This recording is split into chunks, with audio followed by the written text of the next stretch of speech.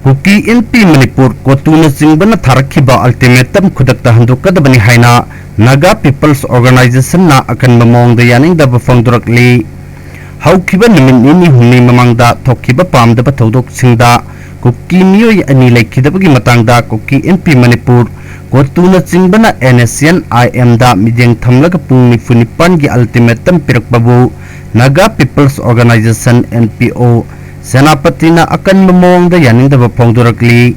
NPO Senapati ki cherol amada karamba sakhi sabol laiduna Tangkhul community natraga NSN IM da atamna mijeng thamlaga ultimatum piribano sakhang daba singna kuki gi naha ani halambagi thodok asi NPO Senapati na hakchen na lobuga loina nungaitaba phongdorakli hingsa gi thongna hojik oireba phibam asi hena lusilhanba natna kari sukanaba porak loi mamang thakta thokiba thodok singda Naga community na khongfam handokpaga loina pukning phatharamdrabadi hena pamdaba thodok sing tholamba yai ireng Naga village da kuki militant singna chathakiba thawong aduda Naga singna pukning phatharga lekhi lungwiram khulda mi leinaba yummai thakiba asina singba asida kuki civil society organization singna thodang khangna mang thaduna thoraktuna thabak tawkhide masiga loina na kuki NP Manipur Kotuna Singbana Tharakiba ultimatum asi khudakta handokadabani hairi Manipuri Nupi ama Delhi da miyoi kharana Tamthina Fukhibagi wathok Nupi Fukhibagi National Human Rights Commission na Delhi Police tagi report pikhalaknaba khangankhre South Delhi da nupa macha kharana nupi macha ama Fukhibagi matangda mapung phaba report pikhalaknaba National Human Rights Commission NHRC na Delhi Police ki commissioner da notice thakre Mars Nipan da South Delhi ki Maldiya Nagar da thokiba thodok adugi media reporta sumoto case lokhatpaga loinana NHRC da thodok adugi achumba langla langjin puthoknaba mapung phaba report ama pirakadabani haina Delhi Police ki commissioner amana phongdoki nupi amana mamana baga pakta leiringai da nupa macha kharana fajadaba amasung kanglup naiba wahi wata siznaduna laknarakhi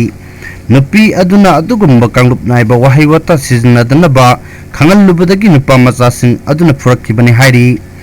thodok adugi matangda Delhi Police ki commissioner na mapung phaba report ama numit nini gi manungda pirakadabani haina commissioner khanganki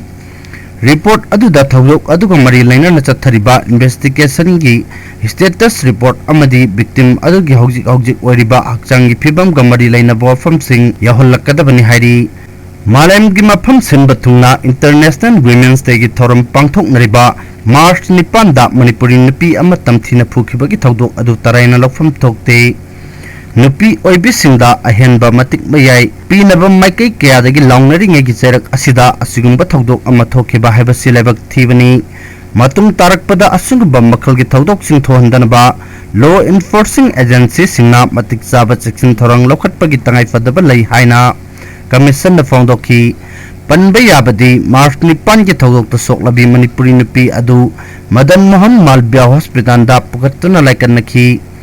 Nupi adu gi nakong narum amasung get thangba khajai da sokpa maramna makha taba laing chathanaba Safdarjung Hospital da refer tawki police na thodok aduga mari lainana FIR ama file tawkibaga lainana haktheng nana chenabani haiba miyoi mari phagat pangamki